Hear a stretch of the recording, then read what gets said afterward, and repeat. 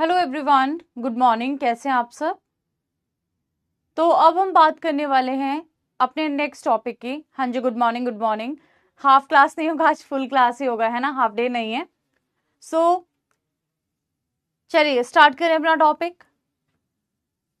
Okay, आ गए हैं सब लोग क्लास में?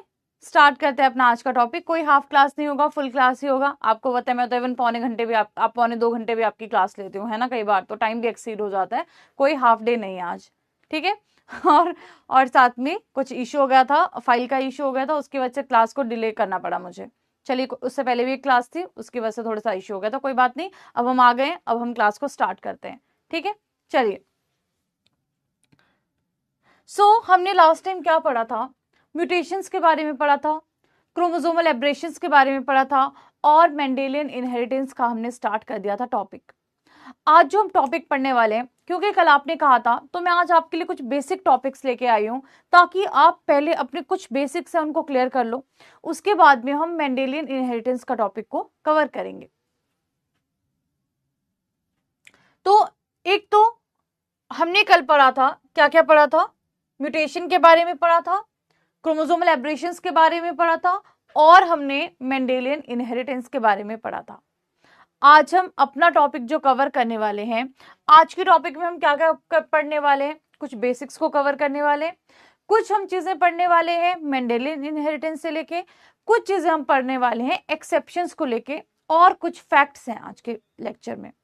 तो सबसे पहले तो बात करते हैं कि हमारे पास में पहला जो हमारा बेसिक का टॉपिक है वो क्या है। तो बेसिक्स में आप देखिए, जो पहला टॉपिक है वो है क्रोमोसोम। तो यहां पे आप देख सकते हैं, ये एक क्रोमोसोम है और ये इसकी क्या है, आर्म्स है। तो कोई बात नहीं, डीप में नहीं पढ़ा रही हूं, बेसिक ही पढ़ा रही हूं, डोंट वरी, ठीक है। ये क्रोमोसोम है और क्रोमोसोम में क्या है, आपकी आर्म्स प्रेजेंट है। अब क्रोमोसोम्स में हमने क्या कहा था कि ये वाला जो पोर्शन है, दिस पोर्शन इज सेंट्रोमियर, और सेंट्रोमियर में अल्टीमेटली यहां पे क्या होता है, ये एक ऐसा जगह होती है जहां पे की कॉन्स्ट्रिक्शंस प्रेजेंट होती हैं। तो इसको हम क्या बोल देते हैं, प्राइमरी कॉन्स्ट्रिक्शन बोल देते हैं। और ये ऐसा प्लेस होता है जहां से आपके ये जो सिस्टर क्रोमेटिड्स है ये अटैच्ड रहते हैं, राइट। सेंट्रोमियर के साइड में हमारे पास में होते हैं काइनेटोकोर्स। काइनेटोकोर्स क्या होते हैं, ऐसे प्रोटीनेशियस स्ट्रक्चर्स होते हैं जहां पे माइक्रोट्यूब्यूल्स अटैच होते हैं। दो टर्म्स क्लियर हो गई, सेंट्रोमियर, दूसरा काइनेटोकोर। सेंट्रोमियर क्या होता है, जहां पे प्राइमरी कॉन्स्ट्रिक्शंस बनती है, और काइनेटोकोर क्या होता है, ऐसी प्रोटीनेशियस स्ट्रक्चर्स होते हैं जहां से माइक्रोट्यूब्यूल्स क्या करते हैं, अटैच करते हैं। अब बात करते हैं कि ये क्रोमेटिड है और एक ये क्रोमेटिड है, ये दोनों एक सेंट्रोमियर से अटैच होते हैं, तो इनको हम बोलते हैं सिस्टर क्रोमेटिड। जैसे कि फॉर एग्जाम्पल मेरी एक ये बाजू है, एक ये बाजू है, ये दोनों क्या है, सिस्टर क्रोमेटिड हैं। अगर यहां पे मेरी कोई फ्रेंड आ जाती है तो उसकी बाजू होगी, मेरी बाजू होगी, तो क्या हो जाएंगे हम, नॉन सिस्टर क्रोमेटिड्स, ठीक है।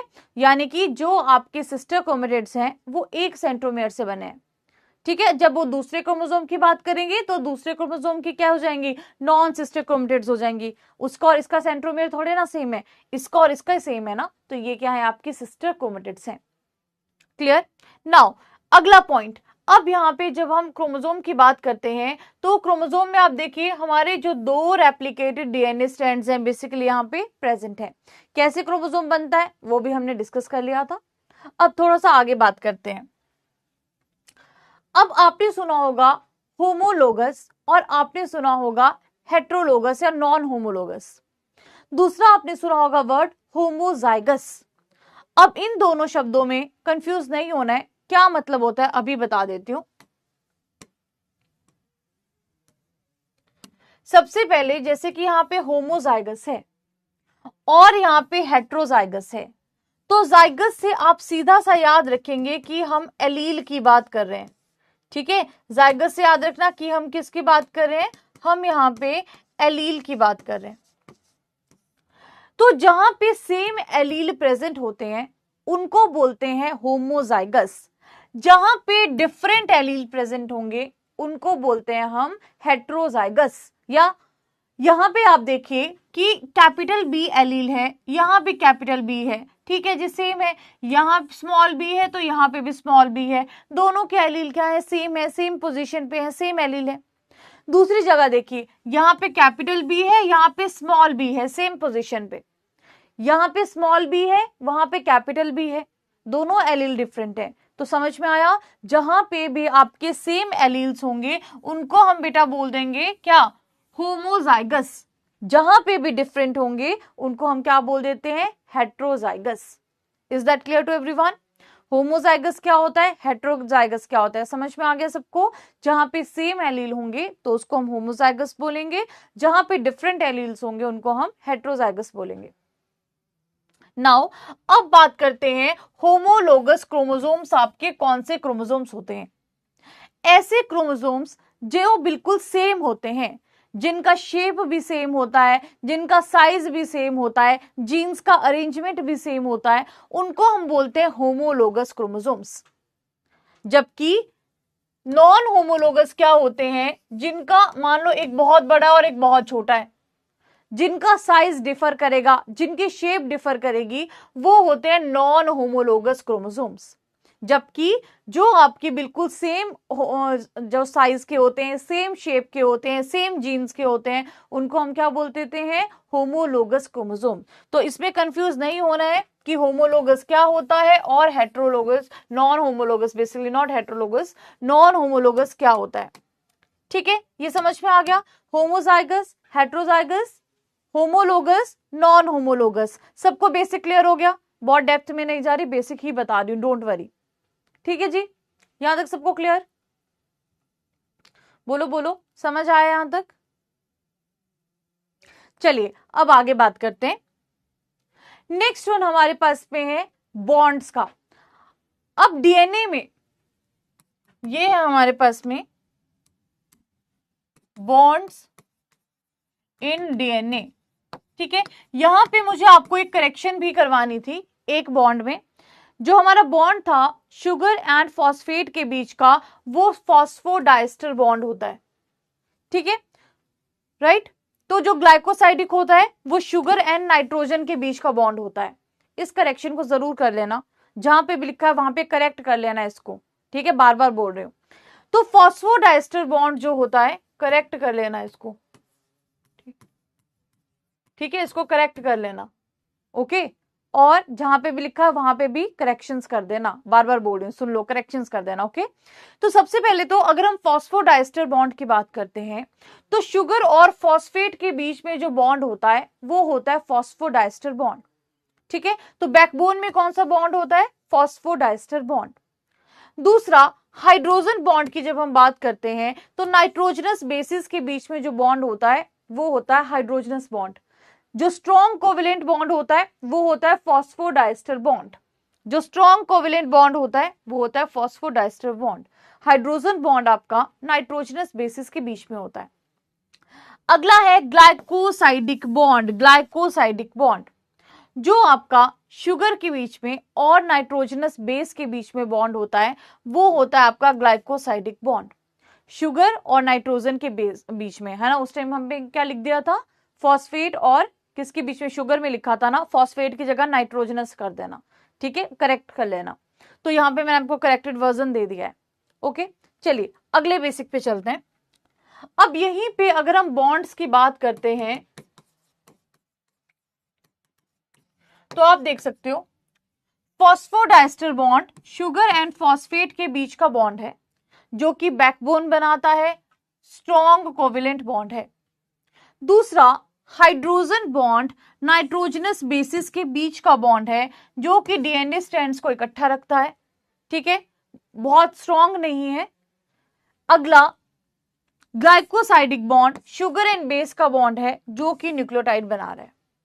ठीक है, तो हमारे पास में ये हो गए अल्टीमेटली जो आपके बॉन्ड्स प्रेजेंट कौन कौन से होते हैं, कैसे होते हैं, राइट। ठीक है, अब आते हैं बेसिक से थोड़ा सा हल्का सा आगे।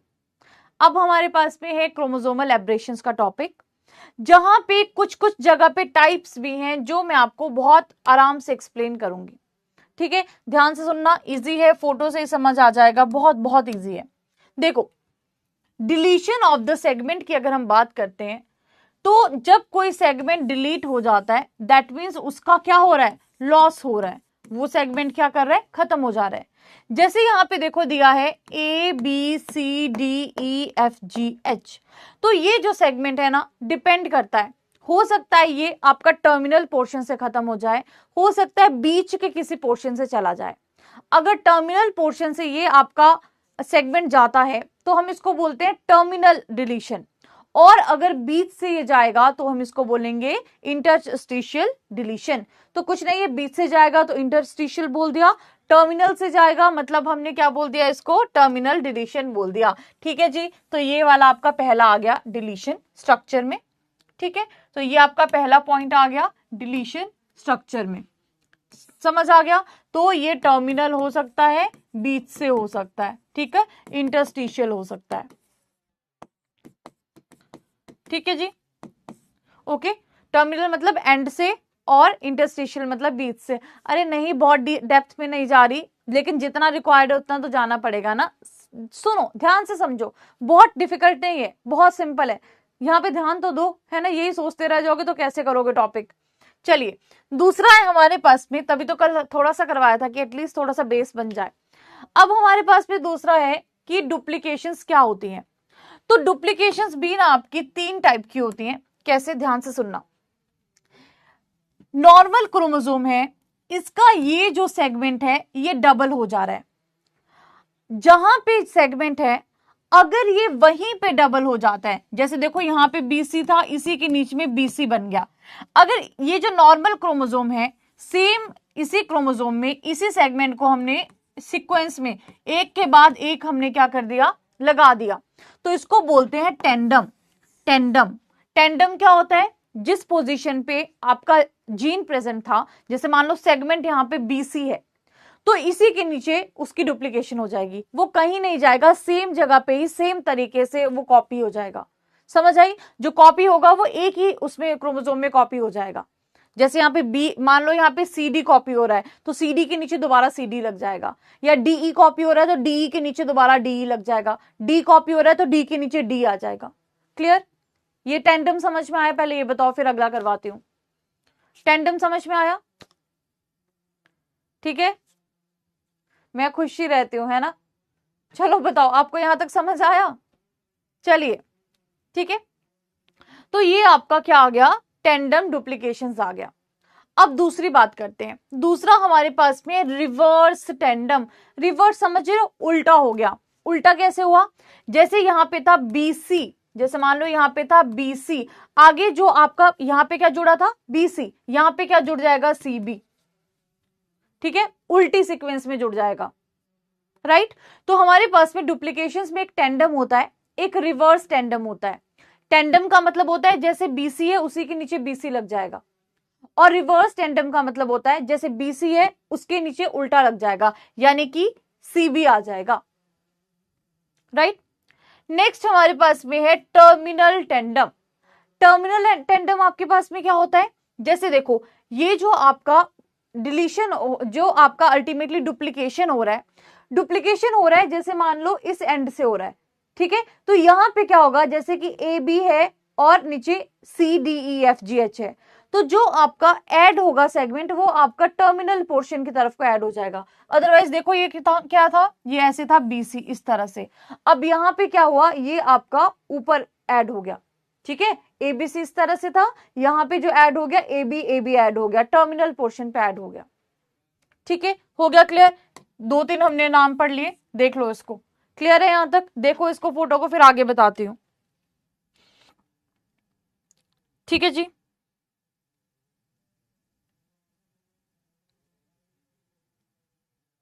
समझ आ गया सबको। नाउ अब इन दोनों से रिलेटेड कुछ फैक्ट्स करवा देती हूं, फिर आगे बढ़ते हैं। सबसे पहले तो डिलीशन की बात करें, ब्रिजेस ने डिलीशन के बारे में बताया था, ठीक है, ब्रिजेस ने डिलीशंस के बारे में डिस्कवर किया था, सबसे पहला पॉइंट, ठीक है, राइट। ब्रिजेस ने सबसे पहले डिलीशन के बारे में बताया था, कब? 1917 में। किसमें? ड्रोसोफिला में। किसमें? ड्रोसोफिला में, ठीक है। ये पॉइंट लिख लीजिए जो मैं आपको बता रही हूं,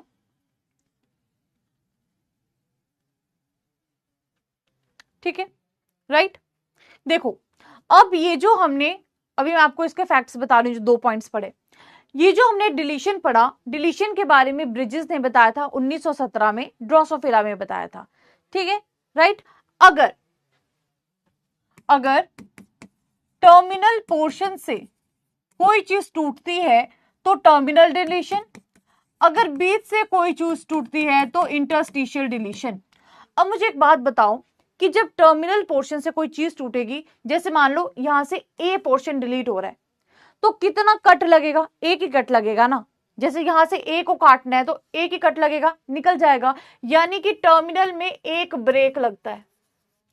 अब मान लो हमने बोला कि हमें बीच से कोई सेगमेंट को निकालना है, तो मैंने मान लो जी को तोड़ना है, तो मैंने क्या किया? इसको ऊपर से भी और इसको नीचे से भी तोड़ा, 2 ब्रेक्स लगी ना, तो यहां पे कितने हुए? 2 ब्रेक हुए। वैसे अगर बी सेगमेंट को तोड़ना है यहां से कितना हो गया?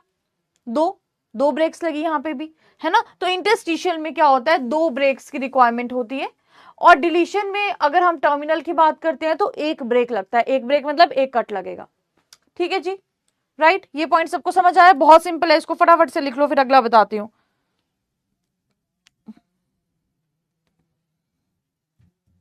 और यहां पे जो भी डिलीशन हो रही है, मतलब कि कुछ डेफिशिएंसी हो रही है, तो जो डेफिशिएंट क्रोमोसोम है वो कैसा हो जाएगा? डिलीशन से बिकम्स स्मॉलर, छोटा हो जाएगा, than normal, it becomes smaller than normal, ठीक है। ये सारा मैं आपको डिलीशन का ही बता रही हूं अभी, ओके। दूसरा पॉइंट, डिलीशन में एक चीज है जिसको बोलते हैं स्यूडो डोमिनेंस। क्या होता है अभी बताती हूं। डिलीशन में एक पॉइंट है जिसको हम बोलते हैं जी स्यूडो डोमिनेंस।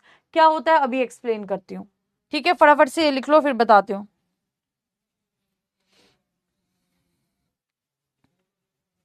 ठीक है। आगे लिख देती हूं, pseudo dominance.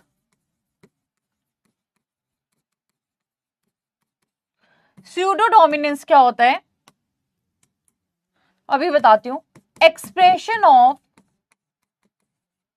Recessive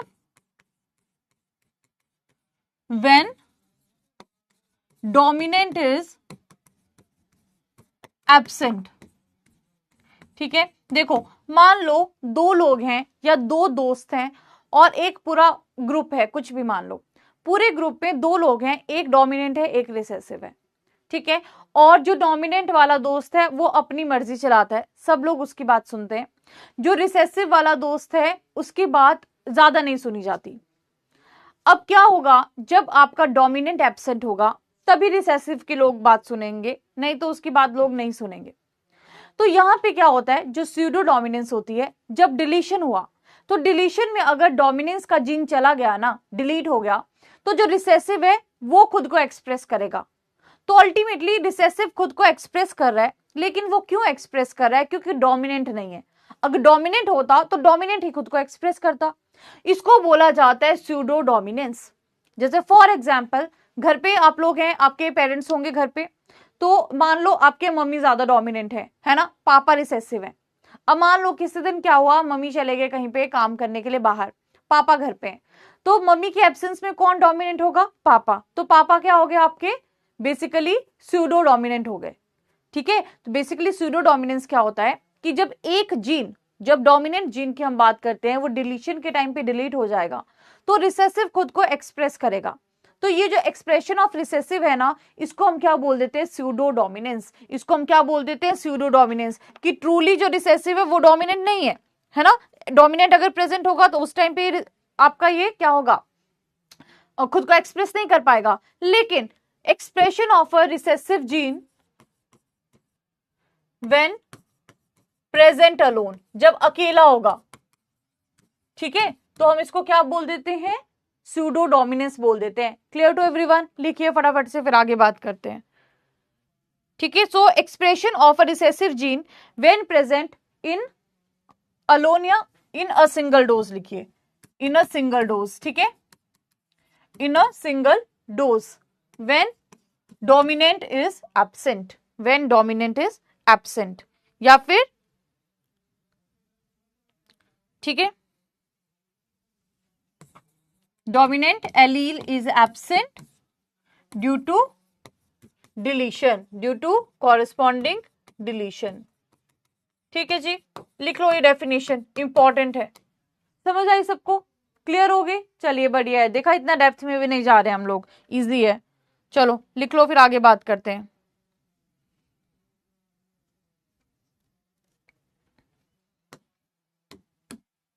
example, cri du chat syndrome. ठीक है, तो अगर 5 क्रोमोसोम पर डिलीशन हो जाती है तो एक सिंड्रोम आता है जिसको हम बोलते हैं कैट क्राई सिंड्रोम, जिसको हम बोलते हैं कैट क्राई सिंड्रोम, जिसमें क्या होता है कि जो पर्सन होता है उसकी आवाज बिल्ली की तरह हो जाती है, जैसे बिल्ली रोती है ना वैसी आवाज हो जाती है उनके रोने की। तो क्राई डू कैट सिम्टम कैसे होता है, क्रोमोसोम 5 में जब हमें डिलीशंस देखने को मिलती है। ठीक है, ये फ्रेंच वर्ड है, ये वर्ड कैसा है, फ्रेंच वर्ड है। ओके, सिंपल है ना? तो ये वर्ड आपका कैसा है, फ्रेंच वर्ड है।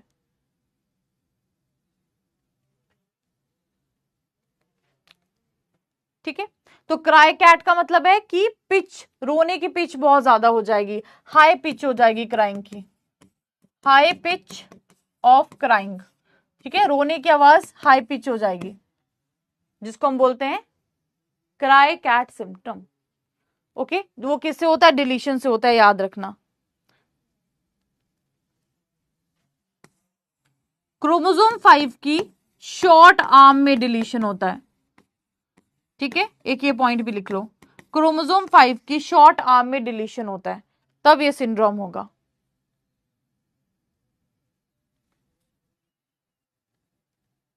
ठीक है जी,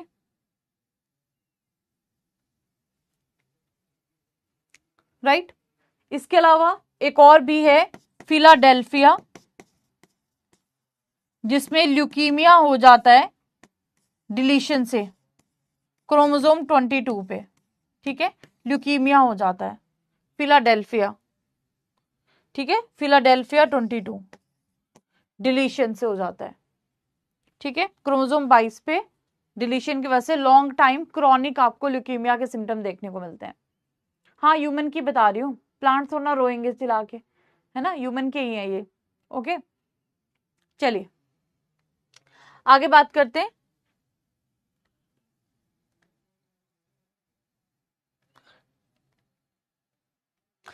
चलो नाउ अब अगली बात करते हैं।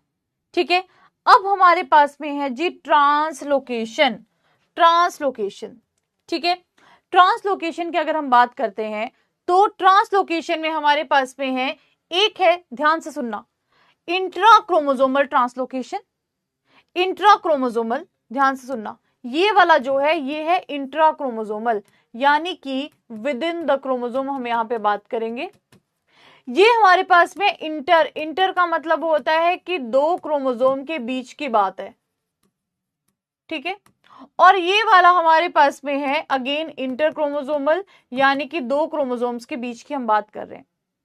सबसे पहले तो जब हम इंट्रा क्रोमोसोमल की बात करते हैं और नॉन रेसिप्रोकल लिखा है, तो नॉन रेसिप्रोकल का मतलब होता है कि जो बोला है वैसा ही हो जाएगा, जो सीक्वेंस है वही हो जाएगा।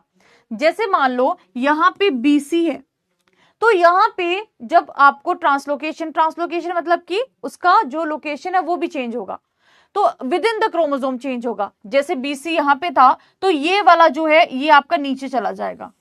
ठीक है, बाकी वैसा ही रहा ADE। ठीक है, मान लो ये BC कहां चला गया, यहां चला गया। ठीक है, बाकी सीक्वेंस वैसा ही रहा।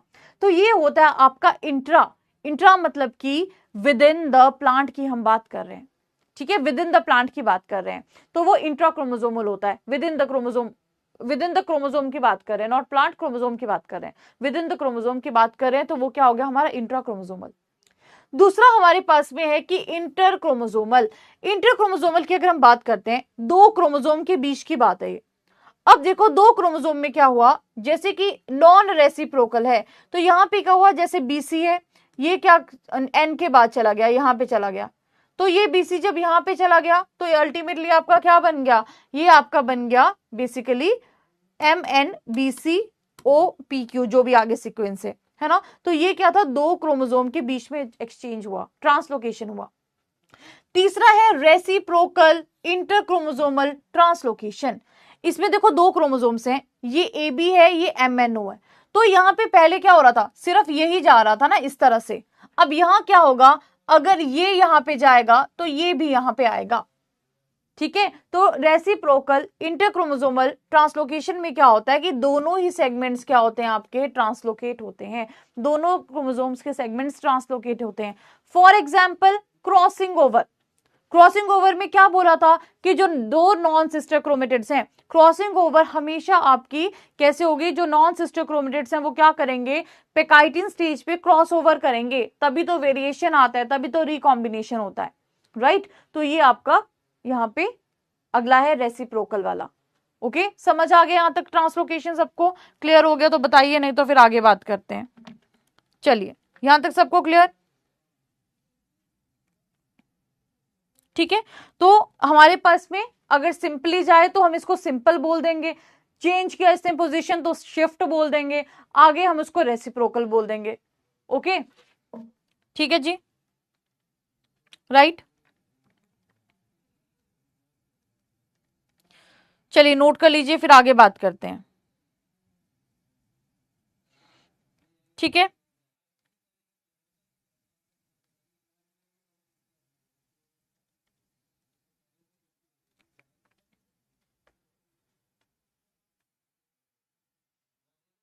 नेक्स्ट वन,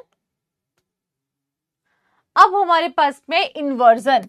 अब हमारे पास में इन्वर्जन, इन्वर्जन में क्या होता है कि जो सेगमेंट है वो 180 डिग्री पे रोटेट कर जाता है।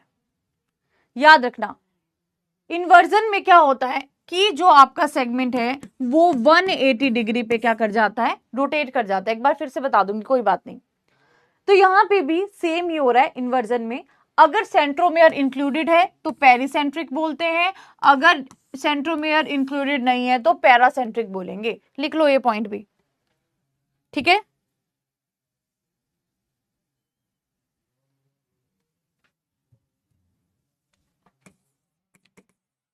स्टूटेवेंट ने दिया था ये ड्रोसोफिला में, ठीक है। इन्वर्जन्स के बारे में भी ड्रोसोफिला में बताया 1926 में,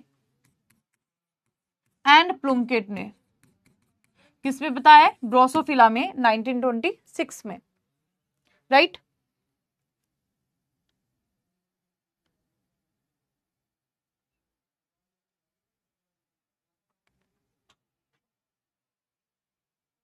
राइट,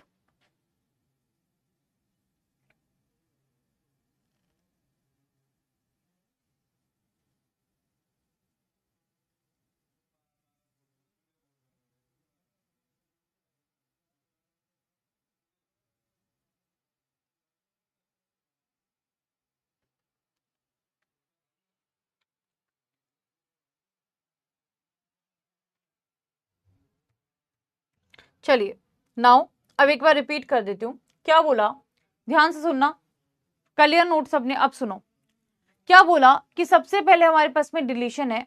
डिलीशन टर्मिनल पोर्शन से हो सकता है, बीच के पोर्शन से हो सकता है। टर्मिनल से हुआ तो एक ब्रेक लगेगा, बीच से हुआ तो यहां से और यहां से कटेगा, ठीक है। देन डुप्लीकेशन में जो हमारे पास में क्रोमोसोम है वो आपका, उसके ऊपर जो सेगमेंट है वो डबल हो जाएगा। डबल में क्या होगा, जैसे कि फॉर एग्जांपल यहाँ पे बीसी है, अगर ये टेंडम है तो सेम ही सीक्वेंस में ये सेम ही जगह पे हो जाएगा डबल। अगर ये आपका रिवर्स टेंडम है तो सेम ही जगह पे होगा, लेकिन सीक्वेंस सेगमेंट का उल्टा हो जाएगा, अगर बीसी है तो सीबी हो जाएगा। अगला है टर्मिनल टेंडम। टर्मिनल टेंडम में क्या होता है कि सेम सीक्वेंस रहेगा लेकिन टर्मिनल पोर्शन पे ऐड हो जाएगा, डुप्लीकेट हो जाएगा। अगला है हमारे पास में ट्रांसलोकेशन। एक होता है सिंपल ट्रांसलोकेशन कि सेम ही जो था आपका वो आगे को शिफ्ट हो गया, ठीक है, आगे को चला गया। दूसरा हमने बोला शिफ्ट ट्रांसलोकेशन, जहां पे जो आपका दो क्रोमोसोम के बीच में एक ट्रांसलोकेशन देखने को मिलता है जहां पे अपनी पोजीशन को शिफ्ट कर लेता है। तीसरा हमने बोला कि रेसिप्रोकल हमें देखने को मिल रहा है जहां पे दोनों ही क्या करेंगे, एक दूसरे के साथ में एक्सचेंज करेंगे। चौथा हमने बोला कि इन्वर्जन होता है, और इन्वर्जन में क्या होता है 180 डिग्री आपका लोकेट कर जाता है और रोटेट कर जाता है, और ठीक है, हाँ, और अल्टीमेटली यहां पे क्या होता है कि पैरासेंट्रिक एंड पेरिसेंट्रिक होता है। ठीक है, कल वाली चीजें बस टाइप्स इसके अलग अलग बता रही हूं अब आपको, ठीक है, राइट, टाइप्स आपको अलग अलग बता रही हूं आज इसके। ओके, क्लियर हो गया सबको, टाइप समझ में आ गए। चलिए अब हम आगे बात करते हैं। सबको यहां तक क्लियर हो गया तो बोलो, फिर आगे बढ़ते हैं। चलिए नाउ अब बात करते हैं, एक होता है बेसिक क्रोमोसोम नंबर जो कि एक्स होता है, कुछ मोनोप्लॉइड होते हैं, कुछ हैप्लॉइड होते हैं और कुछ डिप्लॉइड होते हैं। तो कल एक बच्चे ने बोला था कि मैम मुझे मोनोप्लॉइड के बारे में भी बता दो और हैप्लॉइड के बारे में भी बता दो। तो सबसे पहले तो अगर हम मोनोप्लॉइड की बात करते हैं तो ये भी आपका बेसिक सेट ऑफ क्रोमोसोम होता है, और किसी जीनोम का जो लोएस्ट पॉसिबल नंबर होगा क्रोमोसोम का उसको हम मोनोप्लॉइड बोल देते हैं। और जैसे कि वीट में जो बेसिक क्रोमोसोम नंबर है वो 7 है, तो ये क्या है, मोनोप्लॉइड नंबर हो गया। अब इसको हम यूज कहां करते हैं, जब हमने क्या करना होता है, कोई ब्रीडिंग का काम करना होता है, या फिर हमने क्या करना होता है, डबल हैप्लॉइड्स बनाने होते हैं, है ना, तो पॉलीप्लॉइड ही कर देते हैं हम, जैसे कॉल्चिसिन वगैरह से हम बढ़ा देते हैं नंबर को। तो यहाँ पे अल्टीमेटली हमारे पास में जो बेसिक क्रोमोसोम नंबर है उसको मोनोप्लॉइड बोल देते हैं। दूसरा है हैप्लॉइड। हैप्लॉइड क्या होता है कि हमारे पास में सेट ऑफ क्रोमोसोम होगा, तो जो half number of total set का होगा उसको हम क्या बोल देते हैं, हैप्लॉइड बोल देते हैं, जैसे कि आपका सोमैटिक सेल्स में पाया जाता है। ठीक है, तो यहाँ पे जो हैप्लॉइड है वो मोनोप्लॉइड के बराबर हो सकता है अगर हम बात करते हैं डिप्लॉइड्स की, लेकिन पॉलीप्लॉइड्स में हैप्लॉइड और मोनोप्लॉइड बराबर नहीं होंगे, क्योंकि पॉलीप्लॉइड में तो मोर देन 3 सेट होता है ना, हमेशा ही मोर देन 2 सेट होगा, तो ये बराबर नहीं हो पाएंगे, लेकिन डिप्लॉइड्स में तो बराबर हो ही सकते हैं। चलिए अगला हमारे पास में है इसमें डिफरेंसेस, तो आप देख सकते हैं एक बेसिक सेट होगा तो मोनोप्लॉइड, हाफ ऑफ द डिप्लॉइड होगा हैप्लॉइड, एंड डिप्लॉइड में 2 सेट्स पाए जाएंगे। प्लॉइडी सिचुएशंस में इसको यूज किया जाता है मोनोप्लॉइडी को, और ये तो आपने पढ़ लिया, हैप्लॉइड आपके गैमीट्स वगैरह होते हैं, और डिप्लॉइड सेल्स आपने देख लिया कि सोमैटिक सेल्स वगैरह की हम बात कर रहे हैं यहाँ पे। ठीक है, एग्जाम्पल्स ये रहे। नाउ अब बात करते हैं 2-3 फैक्ट्स के बारे में। Monoploid organisms have a set of chromosomes in their cells. This is common occurrence for certain insects and plants, but it is very rare in most other monoploid organisms. And this can be artificially created in the laboratory settings. की laboratory settings में हम artificially इसको use करते हैं। Plants के case में, insects के case में ये होते हैं, लेकिन animal के केस में या other organisms के केस में rare है। Haploid organisms have one complete set of chromosome in their cell. एक complete set होगा। Main difference क्या है कि monoploidy and haploidy is that monoploidy refers to having a one single primary set, while haploidy to having at least one complete set of the chromosome. ठीक है, इसमें primary set होता है जो आपके monoploids होते हैं, जबकि haploidy में क्या होता है, हम complete set की बात करते हैं। ठीक है, so monoploidy is rare in nature, जबकि haploidy is the typical state for gamete in most of the organisms. ठीक है, अब देखो जैसे पॉलीप्लॉइडी की बात कर रहे हैं या हैप्लॉइडी की बात कर रहे हैं, तो हैप्लॉइड की बात करें, मान लो इसके जीनोम में आपका ए, बी और सी प्रेजेंट है। अब देखो अगर हम डिप्लॉइडी की बात करेंगे तो यही क्या हो जाता है, डबल हो जाता है। वैसे ही अगर पॉलीप्लॉइडी की बात करेंगे तो मोर देन 2 हो जाएगा। फॉर एग्जाम्पल अगर ट्रिप्लॉइड की हम बात करते हैं तो इसके जो कॉन्स्टिट्यूएंट्स हैं वो कितने टाइम्स हो जाएंगे, 3 टाइम्स हो जाएंगे, जो इसके अंदर जीन्स वगैरह है। जैसे फॉर एग्जाम्पल अगर हम ट्रिप्लॉइडी की बात करते हैं, 3n की बात करते हैं, तो इसके क्रोमोसोम में जो भी है वो कितना टाइम्स हो जाएगा, 3 टाइम। जैसे कि ए था अकेला तो यहाँ पे triple A, triple B, triple C, अगर डी भी होगा तो भी वैसे हो जाएगा। टेट्राप्लॉइडी की बात करें तो ABC है, तो फिर A 4 टाइम हो गया, B 4 टाइम हो गया, C 4 टाइम हो गया। ये आपको बताने के लिए लिखा है कि हैप्लॉइड का मतलब क्या है, डिप्लॉइड का नंबर मतलब क्या होता है, और ट्रिप्लॉइड का मतलब और टेट्राप्लॉइड का मतलब क्या होता है। कि जो जीनोमिक ऑर्गेनाइजेशन है ना, हैप्लॉइड में मान लो सिंगल है, इस तरह से, डिप्लॉइड में वो कैसे हो जाएगी, डबल हो जाएगा सारा अमाउंट, ट्रिप्लॉइड में वो 3 टाइम्स हो जाएंगे सारी चीजें, जो आपका टेट्राप्लॉइड है उसमें ये जीन्स कैसे हो जाएंगे, 4 टाइम्स हो जाएंगे। ठीक है, तो ये आपका जब हम क्रोमोसोम सेट की बात करते हैं तो क्रोमोसोम सेट का अगर नंबर बढ़ रहा है तो वो किस तरह से बढ़ता है, जो उसके अंदर चीजें होंगी वो भी सारी उतने टाइम्स बढ़ जाती हैं। ठीक है, राइट, मल्टीप्लीकेशन हो रहा है बेसिकली। ओके,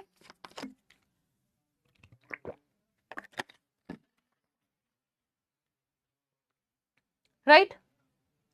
अब बात करते हैं फैक्ट्स की। कल मैंने आपको कहा था इससे रिलेटेड फैक्ट्स को हम डिस्कस करेंगे। ऑटो ट्रिप्लॉइड में 3 सेट होंगे होमोलोगस क्रोमोसोम्स के। ऑटो ट्रिप्लॉइड में, ऑटो ट्रिप्लॉइड्स जनरली स्टेराइल होते हैं क्योंकि उनमें प्रॉपर गैमीट नहीं बनते, डिफेक्टिव होते हैं काइंड ऑफ। लेकिन कुछ ट्रिप्लॉइड ऐसे होते हैं जो कि हाईली फर्टाइल होते हैं। फॉर एग्जाम्पल स्पिनिच की बात करो, दीज आर फर्टाइल, ट्रिप्लॉइड है लेकिन फर्टाइल है। ट्रिप्लॉइड्स आपके जो एसेक्सुअली प्रोपेगेटेड प्लांट्स होते हैं, जैसे कि बनाना हो गया, शुगर केन हो गया, एप्पल हो गया, उसमें यूजफुल होते हैं। फॉर एग्जाम्पल बनाना की बात करें, most of the varieties are triploid and seedless. Watermelon में भी ट्रिप्लॉइड होते हैं, सीडलेस होती हैं। शुगर बीट में जो ट्रिप्लॉइड वेराइटीज हैं वो डिप्लॉइड वेराइटीज के कंपैरिजन में रूट्स उनकी बड़ी होती हैं और शुगर कंटेंट उनमें ज्यादा होता है। ठीक है, तो ये आपकी एप्लीकेशंस है, यहाँ पे ये एप्लीकेशंस आ गई। ठीक है, बनाना, वाटरमेलन एंड अगर हम शुगर बीट्स की बात करते हैं। अगला हमारे पास में है ऑटो पॉलीप्लॉइड्स की। अगर हम बात करते हैं, ये तो हो गया है ना, ऑटो ट्रिप्लॉइड्स की हमने बात कर ली। अब ऑटो ट्रिप्लॉइड्स की हम अगर आगे बात करते हैं, ये हो गया, ये रिपीट हो गया। ठीक है, ये हमने डिस्कस कर लिया। टेट्राप्लॉइड्स की बात करते हैं, आगे बात करते हैं ऑटो टेट्राप्लॉइड्स की। ऑटो टेट्राप्लॉइड्स में क्या होता है, 4 कॉपीज मिलेंगी हमें। ठीक है, टेट्रा मतलब कि हम 4 कॉपीज की बात कर रहे हैं। तो ये जो आपके होते हैं ये बहुत स्टेबल होते हैं और ये फर्टाइल होते हैं क्योंकि मियोसिस के टाइम पे इनके जो पेयरिंग पार्टनर्स होते हैं वो अवेलेबल होते हैं। जैसे कि एग्जाम्पल्स की बात करें, राय, ग्रासिस, अल्फा अल्फा, बरसीम, ग्राउंडनट, पोटैटो, ये सारे आपके ऑटो टेट्राप्लॉइड्स के एग्जाम्पल्स हैं। एलो पॉलीप्लॉइड्स की बात करें तो देखो, ऑटो में हमने बात किया था कि हम होमोलोगस क्रोमोसोम के बारे में बात कर रहे हैं, लेकिन एलो पॉलीप्लॉइड्स में क्या होता है कि जो क्रोमोसोम्स आते हैं वो डिफरेंट सेट से आते हैं। तो एलो पॉलीप्लॉइड में मतलब कि डिफरेंट की हम बात करें, डिफरेंट सेट से क्रोमोसोम आ रहा है।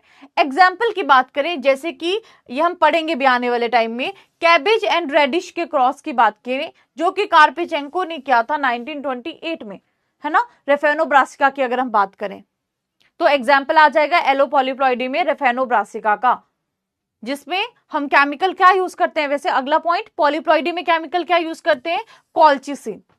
ठीक है, पॉलीप्लॉइडी में इंड्यूस करने के लिए केमिकल क्या यूज करते हैं, कॉल्चिसिन। नाउ एग्जाम्पल्स ऑफ पॉलीप्लॉइड्स की अगर हम यहां पे बात करें तो कॉमन ब्रेड व्हीट, तो ये आपका एलोहेक्साप्लॉइड है।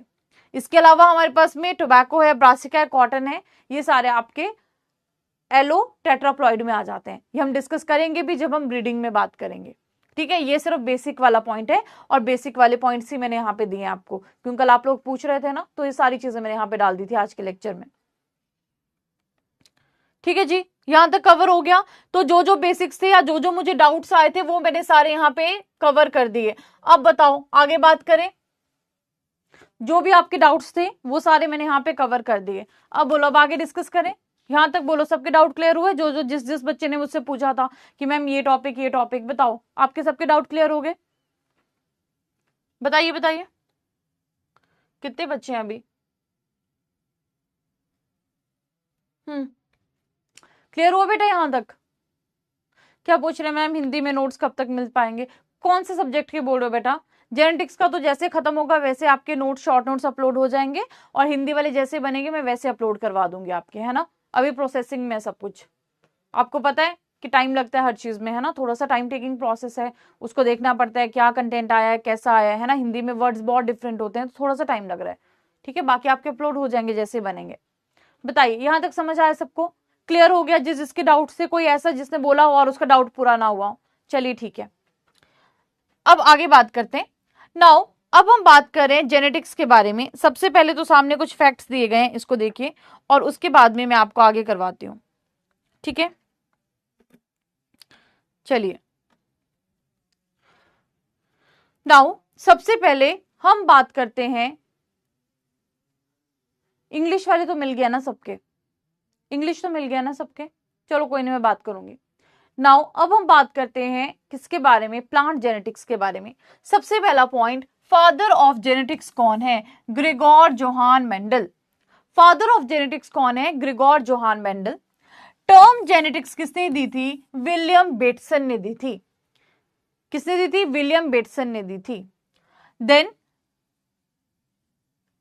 क्वीन ऑफ जेनेटिक्स जो फ्लाई है किसको बोलते हैं? ड्रोसोफिला, क्योंकि बहुत सारे एक्सपेरिमेंट्स इस पे हुए हैं, ठीक है। तो क्वीन ऑफ जेनेटिक्स हम किसको बोलते हैं? ड्रोसोफिला को बोलते हैं। अगला, फादर ऑफ मॉडर्न जेनेटिक्स किसको बोला जाता है? बेटसन के को भी बोला जाता है। अगला, फादर ऑफ एक्सपेरिमेंटल जेनेटिक्स, क्या बोल रहे हैं? एक तो आप बीच में ना फ्लो तोड़ देते हो, क्या बोल रहे हो कि मैम आज की डीपीपी हिंदी में है? मिक्स लैंग्वेज में होगी ना, इंग्लिश हिंदी दोनों में होगी, ऐसा कैसे हो सकता है अकेली हिंदी में होगी? दोनों लैंग्वेज में होती है। जो आपके डीपीपी आती है तो दोनों लैंग्वेज में आती है शुरू से, है ना। जो डीपीपी आती है वो तो आपकी शुरू से ही दोनों लैंग्वेजेस में आती है। चलिए आगे बात करते हैं। आप बीच में ना रोक दो तो फिर पूरा टॉपिक का फ्लो टूट जाता है। चलिए ठीक है, ये सारी बातें क्लास के बाद करेंगे, अभी मुझे टॉपिक कंप्लीट करने दो। कैसे कंप्लीट होगा टॉपिक? बीच बीच में कभी आप बोलने लग जाते हो, कुछ कहीं और ही आपका ध्यान होता है। कोई बात नहीं, मैं आपको 2-3 बार इसका रिप्लाई दे चुकी हूँ कि जैसे कंप्लीट होगा अपलोड हो जाएंगे वो, है ना, ठीक है। और डीपीपी और आपके वीकली टेस्ट ये सारे तो आपके बायलिंगुअल में जाते हैं, ठीक है, ये तो दोनों लैंग्वेज में आते हैं। चलिए जेनेटिक्स हम पढ़ रहे हैं। फादर ऑफ जेनेटिक्स क्या बोला? जोहान मेंडल है। टर्म जेनेटिक्स किसने दी है? बेटसन ने दी है। क्वीन ऑफ जेनेटिक्स क्या है? ड्रोसोफिला है। Experimental genetics and father of Drosophila genetics कौन है? मॉर्गन है। ड्रोसोफिला ऑफ प्लांट किंगडम क्या है? Fungus, that is Neurospora. और उसके अलावा ड्रोसोफिला ऑफ क्रॉप्स कौन है? मेज है। ये आपके कुछ बेसिक पॉइंट्स हैं जो आपको पता होने चाहिए। स्पैम नहीं करते बेटा, वो पूछते हैं, उनको जरूरत है तो वो पूछेंगे, है ना, कोई बात नहीं, मैंने आपको बता दिया, अपलोड हो जाएंगे। ओके चलिए अभी हम पहले टॉपिक कंटिन्यू कर लेते हैं, क्योंकि आपका टॉपिक ना दूसरी बार है ये कि ये कंप्लीट नहीं हो रहा है, क्योंकि बीच में और टॉपिक्स आ जा रहे हैं, तो इसको एक बार कंप्लीट करने दो। चलिए ठीक है, चलो इसको फटाफट से नोट डाउन करो, फिर आगे कंटिन्यू करते हैं। 1 मिनट दो मुझे अब। ओके चलिए, अब कोई कुछ नहीं बोलेगा इसके बाद, जो पूछूंगी वही बोलेंगे, डाउट होगा तभी बोलेंगे, ठीक है। ओके चलिए फैक्ट्स लिखिए, तब तक मैं पानी पी लेती हूँ, और फैक्ट्स को फटाफट से लिखिए।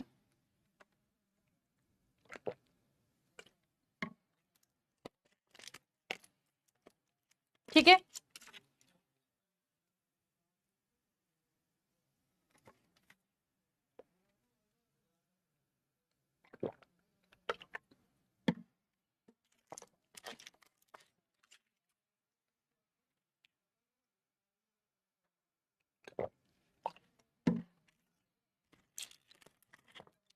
चलिए फटाफट से फैक्ट्स को नोट करिए, फिर आगे बात करते हैं, ठीक है। इंपॉर्टेंट पॉइंट्स को नोट करिए, फिर आगे डिस्कस करते हैं।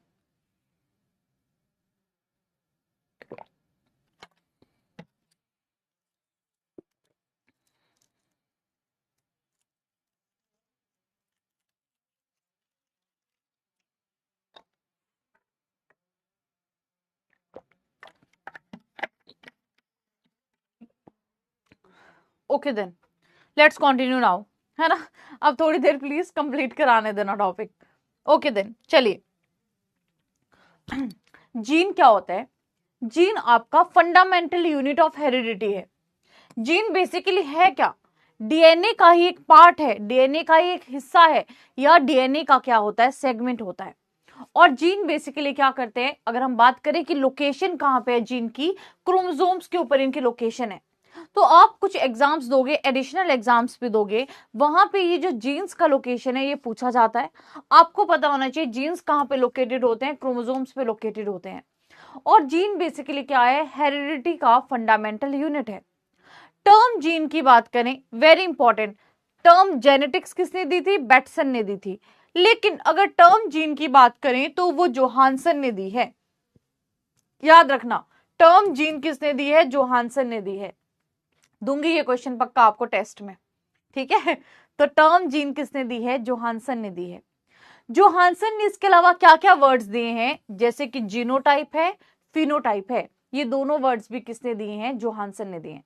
तो देखो फैक्टर, जीन को फैक्टर किसने बोला, मेंडल ने बोला, लेकिन जीन को जीन किसने बोला, जोहानसन ने बोला, ठीक है। नाउ मेंडल ने क्या टर्म यूज की थी, फैक्टर टर्म यूज की थी, किसके लिए, जीन के लिए। और मेंडल ने क्या कहा था कि जीन्स कैसे हैं, पर्टिकुलेटेड नेचर है, right. Next up we have कुछ आपके टॉपिक्स हैं या कुछ आपकी टर्म्स हैं जो आपको पता होनी चाहिए, वो मैंने आपको यहाँ पे दे दी हैं जेनेटिक्स स्टार्ट करने से पहले। पहली टर्म हमारे पास में एलील, तो ये मैंने आपको पहले बता दिया था कि जो दो डिफरेंट फॉर्म ऑफ जीन है उसको हम क्या बोल देते हैं, एलील बोल देते हैं। शुरू में ही क्लियर कर दिया था कि जो आपकी स्पेशल फॉर्म्स ऑफ जीन है उसको हमने क्या बोल दिया, एलील बोल दिया। अगला गैमीट, गैमीट का मतलब होता है जब हम सेक्सुअल रिप्रोडक्शन की बात करते हैं, जैसे कि पोलन की अगर हम बात कर रहे हैं, है ना, तो वो आपका क्या आ जाएगा, बेसिकली एग की बात करें तो वो गैमीट आ जाएगा। तो जब भी आप सेक्सुअल यूनिट की बात करते हो, जैसे पोलन की बात करते हो, एग की बात करते हो, तो वो आपका क्या आ जाता है, गैमीट आ जाता है। दोनों को हम क्या बोल देते हैं, गैमीट बोल देते हैं। अगला पॉइंट बोलते हैं कंट्रास्टिंग कैरेक्टर्स। अब मैंने आपको कहा था कि जब भी हम एक कैरेक्टर की बात करते हैं उसमें दो ट्रेट्स पाए जाते हैं। दो ट्रेट्स का मतलब जो भी वो ट्रेट दिखा रहा है, जैसे कि आईज की बात करें, आई का कलर अलग अलग हो सकता है। किसी की शेप की बात करें, स्पॉट की शेप की बात करें, वो भी डिफरेंट शेप एंड उसमें हो सकता है। कलर की बात करें, कलर डिफरेंट हो सकता है पॉड का। तो बेसिकली कंट्रास्टिंग कैरेक्टर्स क्या होते हैं कि जिनमें हमें इंडिविजुअली डिफरेंस देख के पता चले, यानी कि जो फिनोटिपिक डिफरेंस है या विजिबली जो डिफरेंस है, मार्क्ड डिफरेंस है, यानी कि क्लियर डिफरेंस जिसमें हो, उन ट्रेट्स को हम क्या बोलते हैं, कंट्रास्टिंग ट्रेट्स बोल देते हैं। जैसे हाइट की बात की थी मेंडल ने, तो मेंडल ने क्या बोला, या तो लंबा होगा या तो छोटा होगा। तो वो इस मामले में लकी रहे कि वो उन्होंने एक्स्ट्रा चीजें नहीं पढ़ी। एक्स्ट्रा चीजें मतलब कि एडिशनल उनको जीन स्टडी में नहीं आए। अगर आते तो हो सकता था उनके भी जो बेसिकली कैलकुलेशंस है उनमें कुछ ना कुछ चेंजेस आते, लेकिन उनको बिल्कुल कंट्रास्टिंग कैरेक्टर्स मिले, यानी कि टॉल, ड्वार्फ, जो भी था वो यहाँ पे आपको कैरेक्टर्स कंट्रास्टिंग देखने को मिले। सीड कलर है, सीड का साइज है, या फिर हम बात करते हैं पॉड कलर है, पॉड शेप है, ये सारी चीजें उनको कैसे मिली, कंट्रास्टिंग देखने को मिली। तो कंट्रास्टिंग कैरेक्टर्स जो होते हैं वो ऐसे कैरेक्टर्स होते हैं जहां पे इंडिविजुअल प्लांट्स में हमें क्लियर फिनोटिपिक डिफरेंस देखने को मिलता है। अगला हमारे पास में है टेस्ट क्रॉस, बैक क्रॉस। ये मैं आपको भी थोड़ी देर में कराऊंगी, ठीक है। Test cross and back cross में बहुत सिंपल होता है कि जो प्रोजनी आती है, प्रोजनी को जब हम किसी भी पेरेंट के साथ में क्रॉस करवा देंगे तो हम उसको क्या बोल देते हैं, बैक क्रॉस बोल देते हैं, ठीक है। और बैक क्रॉस में अगर आप रिसेसिव के साथ करवाते हो तो उसको टेस्ट क्रॉस बोल देते हैं।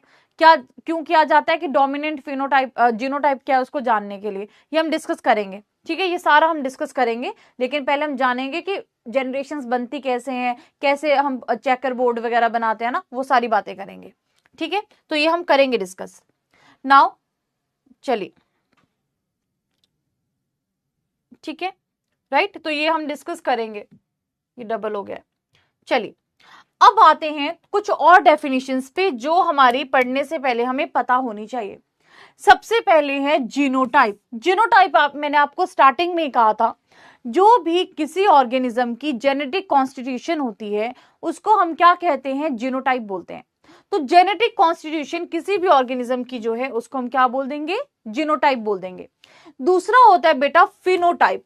अब फिनोटाइप क्या होता है, जब भी हम मार्क्ड डिफरेंसेस की, यानी कि जो हमें विजिबली देख के पता चल रहे हैं क्लियर डिफरेंसेस, उनको हम क्या बोल देते हैं, फिनोटाइप बोल देते हैं, ठीक है, तो एक होता है जीनोटाइप और एक होता है फिनोटाइप। जीनोटाइप मतलब कि जेनेटिक अंदर क्या क्या है, जेनेटिक कॉन्स्टिट्यूशन क्या है, उसको हम क्या बोल देते हैं, जीनोटाइप। और फिनोटाइप मतलब कि कैसी कैरेक्टरिस्टिक्स हमें देखने में आ रही है, क्या डिफरेंसेस हमें देखने को आ रहे हैं, वो क्या होता है, फिनोटाइप होता है। एक हमारे पास में होता है जिनोम।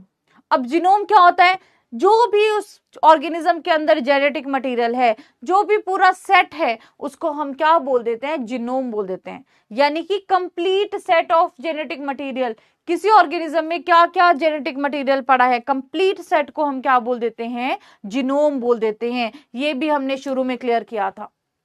अगला पॉइंट जो हमें पता होना चाहिए, दैट इज एलील। एलील क्या होता है, तो जब भी हमें जीन की ऑल्टरनेटिव फॉर्म देखने को मिलती हैं, जरूरी नहीं है कि दो ही फॉर्म हमेशा जीन की हो, मोर देन दो फॉर्म भी हमें देखने को मिलती हैं, ठीक है।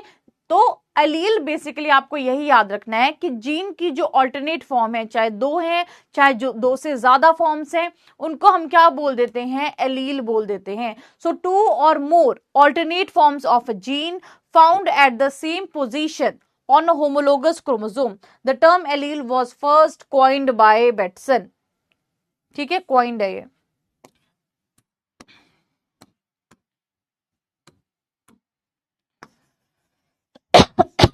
जस्ट अ मिनट, ठीक है, coined है ये।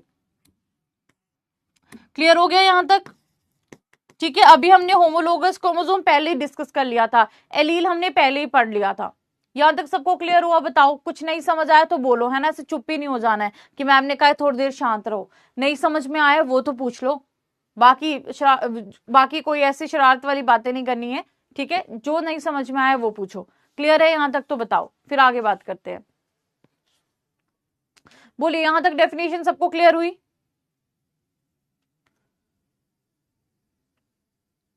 चलिए, नाउ अब आगे बात करते हैं। होमोजाइगस हेट्रोजाइगस, अभी बात की थी कि जब भी एक इंडिविजुअल में दो आइडेंटिकल एलील होंगे पर्टिकुलर जीन के लिए, चाहे वो डोमिनेंट है चाहे वो आपके रिसेसिव है, ठीक है, तो हम उसको क्या बोल देते हैं, होमोजाइगस बोल देते हैं, जब आइडेंटिकल एलील हमें देखने को मिलते हैं, ठीक है। और जब हम बात करते हैं हेट्रोजाइगस की, तो इंडिविजुअल जिसमें दो डिफरेंट एलील्स होंगे, एक पर्टिकुलर जीन के लिए किसी इंडिविजुअल में जब भी दो डिफरेंट एलील होंगे, तो हम उसको क्या बोल देंगे, हेट्रोजाइगस, ठीक है। एक हमारे पास में हेमिजाइगस भी होता है, जहां पे हमें सिर्फ सिंगल कॉपी ही देखने को मिलती है जीन्स की, तो उसको हम हेमिजाइगस बोल देते हैं, ठीक है। तो हम उसको क्या बोल देते हैं, हेमिजाइगस बोल देते हैं। चलिए, यहां तक आपको क्लियर हुआ तो बताओ फटाफट से, फिर आगे बात करते हैं। यहां तक क्लियर हुआ तो बताओ, फिर आगे बात करते हैं, ठीक है।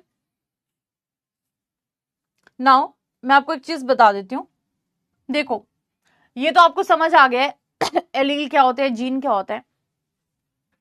एक होता है आपका टीटी, एक होता है टीटी, एक होता है टीटी। ये क्या रिप्रेजेंट करता है, ठीक है, किसी जीन की बात करें, टीटी इसलिए बोल रही हूं, आपको पता है कि हम किसकी बात करें, टॉल जीन की बात करें, डॉफ की बात करें, आपको ये क्लियर है, इसलिए यहां पे ये बात कर रही हूं। जब आपको बोला है कैपिटल टी है, अब ये कैसे है, देखो ये है जी होमोजाइगस, है ना, ये वाला भी क्या है, हेट्रोजाइगस, ठीक है, डिफरेंट है। ये वाला क्या है जी, होमोजाइगस, ठीक है। मैं वाई वाई भी लिख सकती थी, डिपेंड करता है मैं किसकी बात कर रही हूं। अब आपसे कोई पूछे कि बताओ ये कैसा होमोजाइगस है, तो आपको पता है कैपिटल टी है, तो ये कैसा होगा, होमोजाइगस डोमिनेंट। कैसा होगा ये, डोमिनेंट होगा। होमोजाइगस क्या होगा, ये डोमिनेंट होगा। देन जब हम बात करते हैं हेट्रोजाइगस की, हेट्रोजाइगस में कौन सा डोमिनेंट, कैपिटल टी है ना यहाँ पे प्रेजेंट, तो कौन सा होगा, ये वाला डोमिनेंट, इसको क्या बोलेंगे, हेट्रोजाइगस डोमिनेंट। और जब आपको कोई बोलेगा स्मॉल टी, तो ये हो जाएगा होमोजाइगस रिसेसिव। ये दोनों कैसे कैरेक्टर है, रिसेसिव कैरेक्टर है ना, तो इसको हम क्या बोलेंगे, होमोजाइगस रिसेसिव, ठीक है। ये आपको पता होना चाहिए, राइट। इसको लिख लीजिए, फिर आगे बात करते हैं,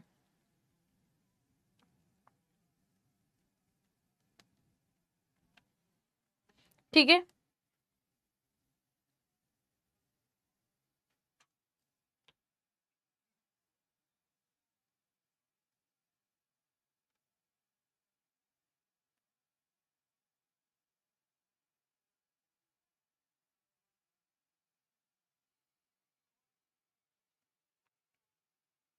क्या बोल रहे हैं?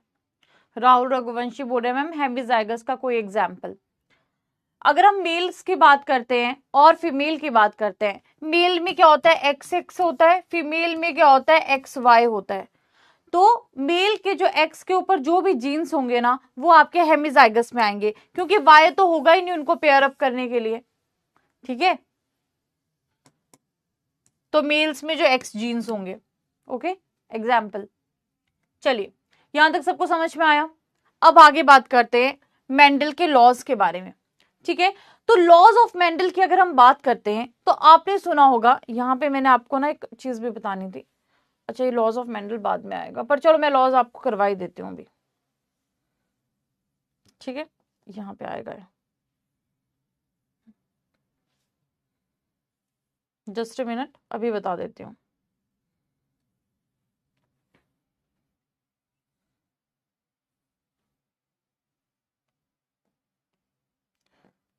ठीक है,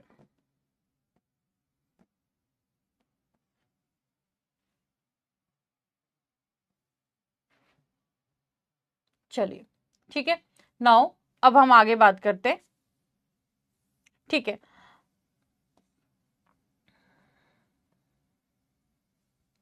ठीक है, अब हम बात करते हैं लॉज ऑफ मेंडल की। अब आप मुझे बताओ कि मेंडल ने कितने लॉज दिए थे, बताइए। मेंडल ने कितने लॉज दिए थे, बताओ भाई, बताओ।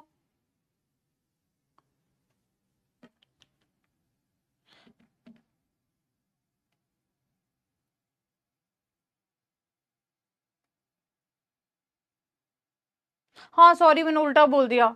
मेल में एक्स वाई होता है, फीमेल में एक्स एक्स होता है। तो फीमेल में जो एक्स एक्स है उसके लिए हमें सेम एलील मिलेगा, है ना, और मेल में नहीं मिलेगा। ठीक है, चलिए। नाउ लॉज ऑफ मेंडल कितने हैं ये बताओ, 2 हैं, 3 हैं, 4 हैं, कितने हैं बताइए। ठीक है, मेल में एक्स वाई होता है, मैंने उल्टा बोल दिया होगा। ठीक है, फीमेल में एक्स एक्स होता है। चलिए, कितने हैं, 2 हैं, 3 हैं, कितने हैं? एक्चुअल में अगर देखा जाए तो मेंडल के जो लॉज हैं, आप पढ़ते 3 हो लेकिन एक्चुअल में 2 लॉज हैं, जिसको हम डोमिनेंस का लॉ बोलते हैं। वो बेसिकली क्या है, आपका कॉन्सेप्ट है।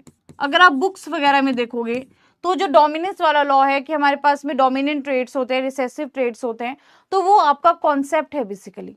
ठीक है, वो आपका लॉ में काउंट नहीं होता। टेक्निकली कोई पूछे तो आपको याद रखना है कि 2 लॉज हैं, एग्जैक्टली अगर कोई पूछे तो 2 लॉज हैं जो मेन लॉज हैं। ठीक है, अब आते हैं मेंडल के ऊपर। ठीक है, अब आते हैं मेंडल के ऊपर। तो सबसे पहले तो अगर हम ग्रेगोर जोहान मेंडल की बात करें तो इनका जो लाइफ की अगर आप देखेंगे कि ये बॉर्न कब हुए थे, जुलाई के टाइम पे, और 1822 से लेके 1884 तक इनका लाइफ टाइम रहा है। तो आप देखो कि जब 1884 में इनकी डेथ हुई थी, उसके लगभग 14 से 15 16 साल के बाद में 1900 में इनका काम को क्या मिली थी, पहचान मिली थी या फिर रीडिस्कवरी हुई थी, लेकिन तब तक इनकी डेथ हो गई थी। तो मेंडल ने बेसिकली क्या किया था, कुछ हाइब्रिडाइजेशन के एक्सपेरिमेंट्स किए थे, और उन्होंने अपने हाइब्रिडाइजेशन के एक्सपेरिमेंट्स कहां पे किए थे, गार्डन पी पे किए थे। और कितने टाइम तक के लिए इन्होंने अपने एक्सपेरिमेंट्स को कंडक्ट किया था, 7 साल तक अपने एक्सपेरिमेंट्स को कंडक्ट किया था। और इन्होंने अल्टीमेटली इन एक्सपेरिमेंट्स में क्या किया था कि इन्होंने आर्टिफिशियल हाइब्रिडाइजेशन वहां पे की थी, और कुछ कैरेक्टर्स को क्या किया था, नोट किया था। अब फायदा मेंडल को सबसे बड़ा क्या हुआ था, बहुत सारे रीजंस हैं कि मेंडल सक्सेसफुल हैं, लेकिन वन ऑफ द रीजन क्या था कि इनका मैथ्स बहुत अच्छा था। और जब इन्होंने कैलकुलेशंस वगैरह की थी, बहुत एक्यूरेट कैलकुलेशंस की थी। और दूसरी चीज क्या थी कि जब मेंडल ने ये एक्सपेरिमेंट्स वगैरह किए थे, उस टाइम पे कोई सोच भी नहीं सकता, अपने टाइम से आगे के एक्सपेरिमेंट्स इन्होंने कर दिए थे। मतलब ऐसा बोलते हैं Mendel was ahead of his time, मतलब कि वो अपने टाइम से भी आगे चल रहे थे जब उन्होंने ये सारे एक्सपेरिमेंट्स किए थे, और सब डेटा का जब इन्होंने कैलकुलेशन किया था। दूसरा, ऐसा नहीं है कि मेंडल से पहले किसी और ने काम नहीं किया था, बहुत सारे लोगों ने मेंडल से पहले काम किया था, लेकिन मेंडल ने जब पी को चूज किया था अपना प्लांट, तो उन्होंने पी के बहुत ज्यादा ऐसे कैरेक्टर्स थे जो उनके लिए बहुत ही क्या थे, सुटेबल थे, और उन कैरेक्टर की वजह से जो मेंडल के एक्सपेरिमेंट्स थे वो भी क्या थे, सक्सेसफुल थे। तो यहाँ पे जब हम मेंडल की बात करते हैं कि मेंडल ने क्या क्या ऐसी चीजें की थी जिसकी वजह से उनके एक्सपेरिमेंट इतने ज्यादा सक्सेसफुल थे। पहली चीज कि पी की अगर हम बात करते हैं गार्डन पी की, तो गार्डन पी का बताओ भाई क्या होता है नाम, गार्डन पी का नाम क्या होता है, फटाफट से बताइए, साइंटिफिक नेम क्या है, गार्डन पी का साइंटिफिक नेम क्या है, गार्डन पी का साइंटिफिक नेम क्या होता है, बोलो।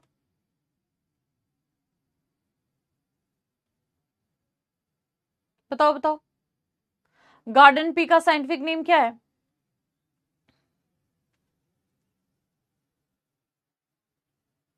हम्म, बताओ भाई। हाँ, पाइजम सटाइवम, ठीक है।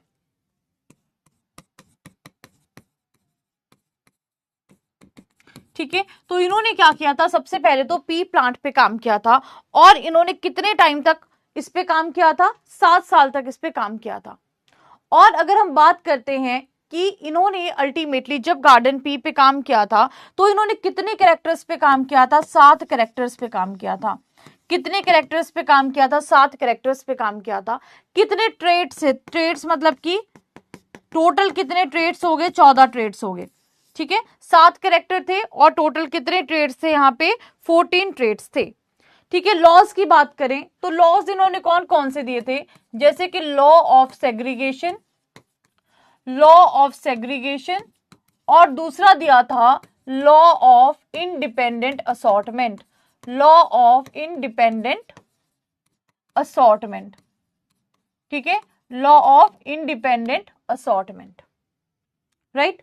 तो दो लॉज जो है इनके मेजर लॉज हैं। डोमिनेंस हम पढ़ते हैं, लेकिन अब जब हायर बुक्स को पढ़ोगे ना, उन बुक्स में लिखा गया है कि ये जो लॉ ऑफ डोमिनेंस है ये कॉन्सेप्ट है। ठीक है, ओके, ये पॉइंट नोट कर लो जो 2-3 बताए।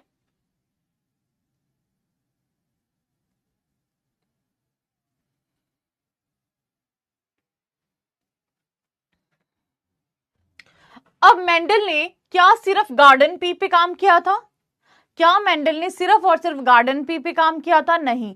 मेंडल ने हनी बी पे भी काम किया है, फ्रेंच बीन पे भी काम किया है, हॉक वीड पे भी काम किया है। ठीक है, ऐसा नहीं है कि उन्होंने सिर्फ एक गार्डन पी पे काम किया और उनको सक्सेस मिल गई। उन्होंने हनी बी पे भी काम किया है, उन्होंने हॉकवीड पे भी काम किया है, और उन्होंने फ्रेंच बीन्स पे भी काम किया है। ऐसा नहीं है सिर्फ उन्होंने पी पे ही काम किया है। ठीक है, ये भी कई बार पूछ लेते हैं किस किस पे काम किया, तो आपको पता होना चाहिए किस किस पे उन्होंने काम किया है। ठीक है, अब मेंडल ने जो काम किया था वो उन्होंने पब्लिश किया था एक पेपर में, और उस पेपर का नाम था experiments in plant hybridisation, in plant hybridisation. और वो उन्होंने काम किया था 1866 में, जो पब्लिश किया था। और वो पेपर का लैंग्वेज क्या था, जर्मन लैंग्वेज था,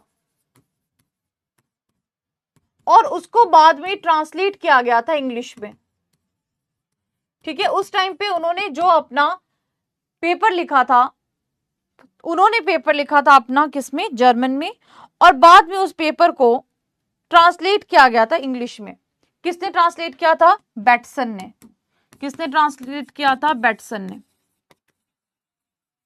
ये पॉइंट लिख लीजिए।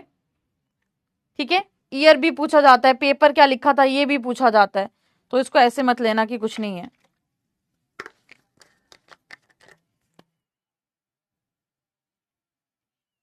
चलिए इसको लिख लीजिए, फिर आगे बात करते हैं।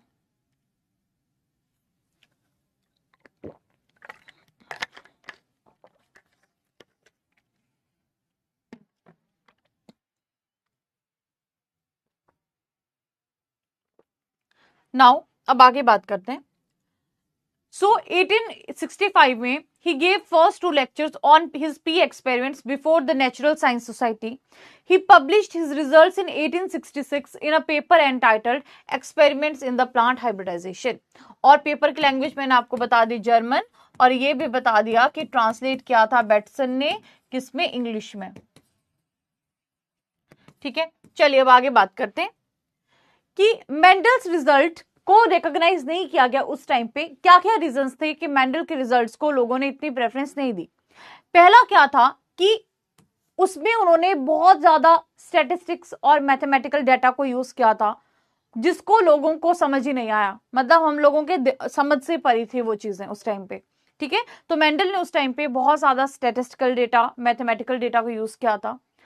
लोगों के दिमाग में उस टाइम पे क्या चल रहा था? थ्योरी ऑफ एवोल्यूशन, जो कि आपका, जैसे कि हम बात करते हैं, जो बुक थी द ओरिजिन ऑफ स्पीशीज, जिसमें थ्योरी ऑफ एवोल्यूशन दी गई थी by means of natural selection.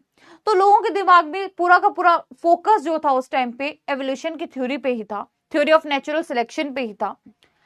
अगला हमारे पास में है कि मेंडल ने जब गार्डन पी के ऊपर काम कर लिया, he also worked on hawkweed on the advice of Carl Nageli, but he failed to prove his experiment on this plant as meiosis is absent in the Hyartium. तब उन्होंने क्या किया, इसके बाद में अपने एक्सपेरिमेंट्स को कार्ल नगेली ने बोला कि तुम दूसरे प्लांट पे भी ट्राई करो। उन्होंने ट्राई किए एक्सपेरिमेंट्स, पर उनको वो रिजल्ट्स नहीं मिले जो उनको पी पे रिजल्ट्स मिले थे।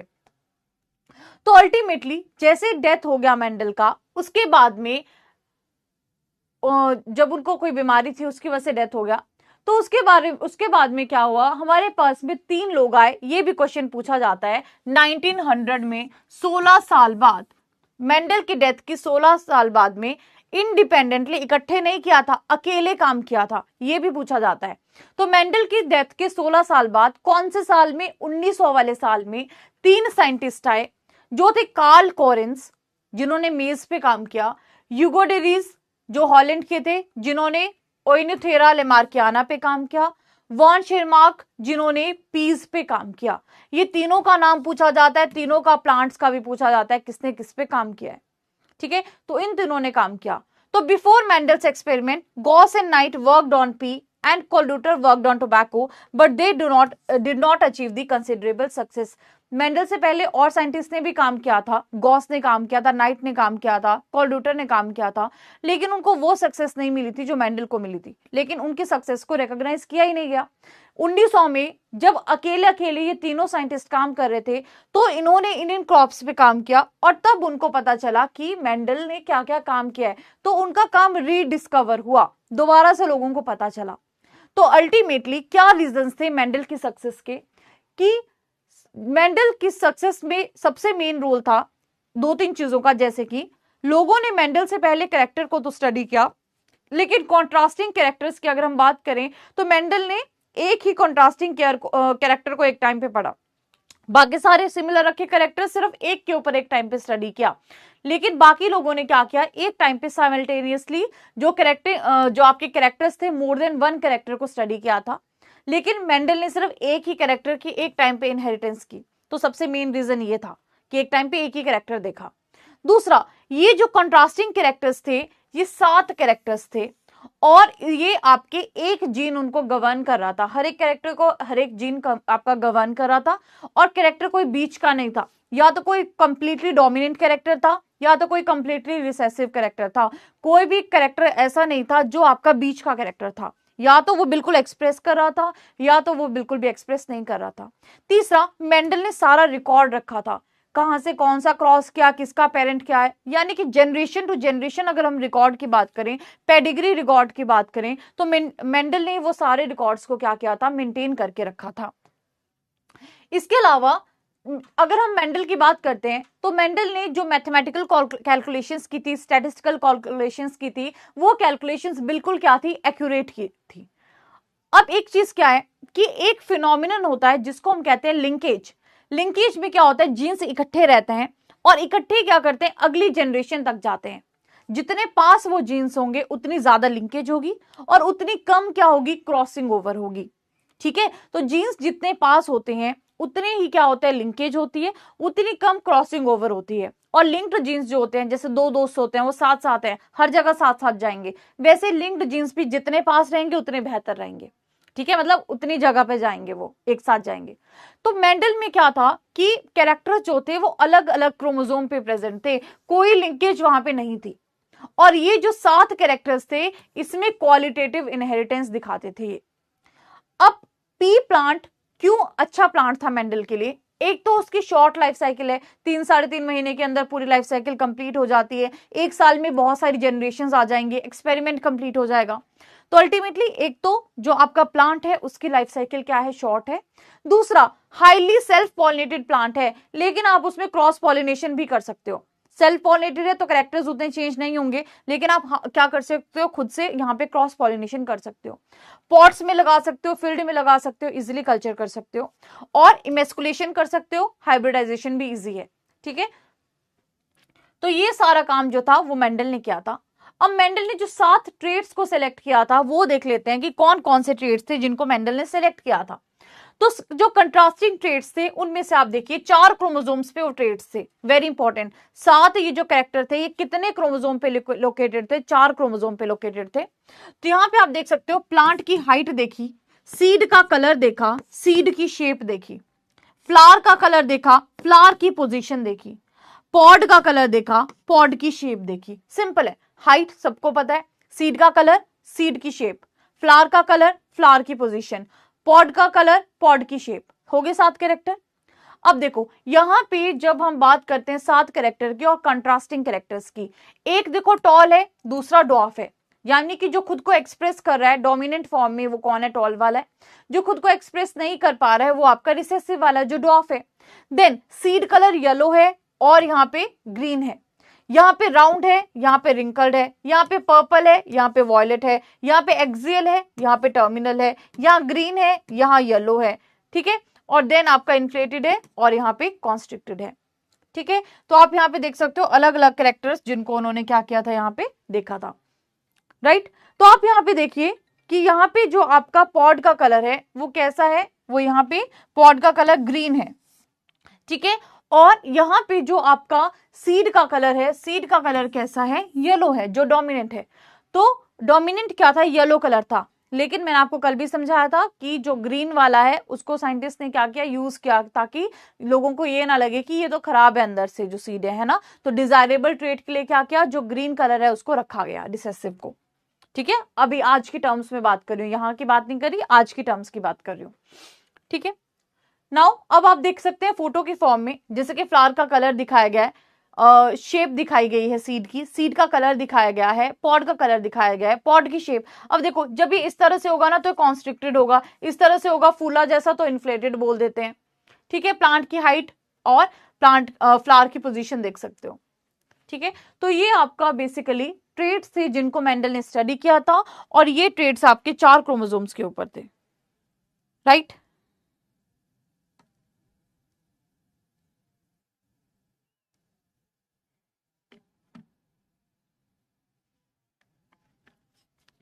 ठीक है जी, लिख लिए कैरेक्टर सबने।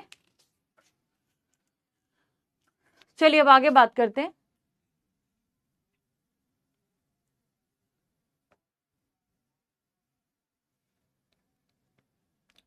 ठीक है, अब इमेस्कुलेशन एंड बैगिंग की अगर हम टेक्निक की बात करें तो वो भी टेक्निक किसने इन्वेंट की थी, मेंडल ने टेक्निक को इन्वेंट किया था। तो मेंडल ने बेसिकली क्या किया था, कुछ कैरेक्टर्स लिए थे और उसके बीच में क्रॉसेस बनाए थे, और अल्टीमेटली उनको कुछ जनरेशंस मिली थी।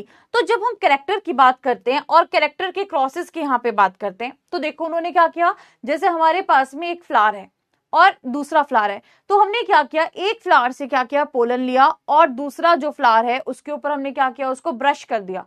अल्टीमेटली हमने उसके बाद में उसको क्या किया, पहले हमने उसके स्टेमन्स को रिमूव कर दिया है ना, और अल्टीमेटली हमने उसके बाद में क्या किया, उसको बैगिंग कर दी ताकि, ठीक है।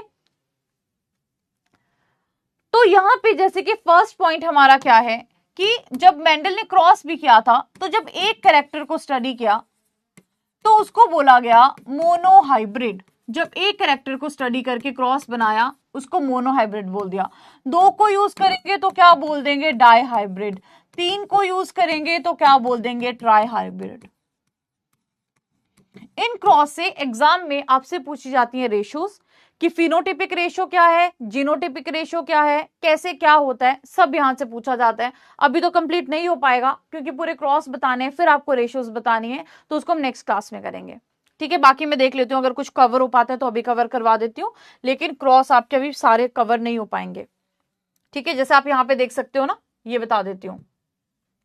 जैसे यहाँ पे देख सकते हो, ये आपकी क्या है, जैसे मान लो दो गैमीट्स हैं, है ना, जैसे आपके दो ट्रेट्स हैं, जैसे मान लो फॉर एग्जाम्पल, जस्ट यही बता देती हूँ, ये हमारा टॉल है और ये हमारा डॉफ है। अगर टॉल और डॉफ के बीच में आप क्रॉस करवाओगे तो आपको कैसे कैरेक्टर्स मिलेंगे, इसके लिए हम करते हैं पुनेट स्क्वायर।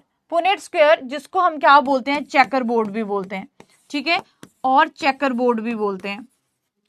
तो अगर हमने इसके पॉसिबल कॉम्बिनेशंस देखने हैं F1 में, तो हम कैसे देखेंगे, टी टी एंड मान लो टी टी है, ठीक है, दोनों साइड को हमने लिख दिया। अब इसके साथ इसका देखो क्या हुआ, इसके साथ इसका देखो क्या हुआ, देन इसके साथ इसका देखो क्या हुआ, देन इसके साथ इसका देखो क्या हुआ।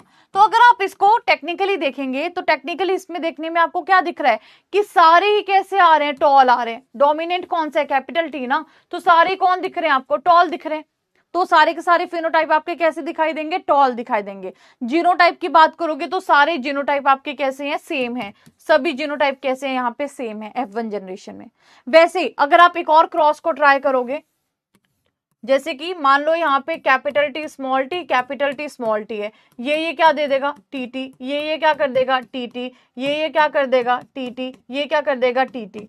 तो बेसिकली तीन आपके, अगर हम बात करते हैं, तीन आपके टॉल हैं और एक आपका डॉफ आ रहा है, दैट मीन्स फिनोटिपिक रेशियो क्या हो जाएगी, 3:1। तीन टॉल है, एक डॉफ है।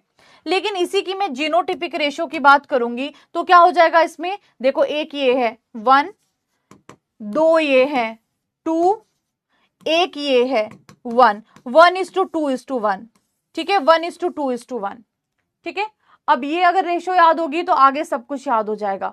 अगर आपको कोई बोलेगा मोनोहाइब्रिड ही है, अब मैं आपको लॉ समझाऊंगी ना आगे इंडिपेंडेंट असॉर्टमेंट का, सब इंडिपेंडेंटली असॉर्ट करते हैं, ऐसा नहीं एक दूसरे के ऊपर डिपेंडेंट है। सीड कलर है और मान लो सीड का शेप है, तो ऐसा नहीं है सीड कलर और सीड शेप दोनों एक दूसरे के ऊपर डिपेंडेंट है, ऐसा कुछ नहीं है, ठीक है। तो ये इंडिपेंडेंटली असॉर्ट करते हैं। तो मोनोहाइब्रिड में क्रॉस ऐसे बनता है, डाई हाइब्रिड में कोई रेशियो बोलेगा तो 3, तो आप क्या करोगे, इन्हीं दोनों को मल्टीप्लाई कर दोगे। जैसे मान लो डाई हाइब्रिड में बोली तो ऐसे इसको मल्टीप्लाई कर दोगे, ठीक है, 3 3 9 3 3 1 आ गई आपकी डाई हाइब्रिड की रेशियो, ठीक है। ये मोनो की आ गई और एक इसकी आ गई, डाई हाइब्रिड की आ गई, ठीक है। मोनो की क्या थी, 3:1 थी, और डाई हाइब्रिड में हमने क्या किया, मल्टीप्लाई दोबारा उससे कर दिया।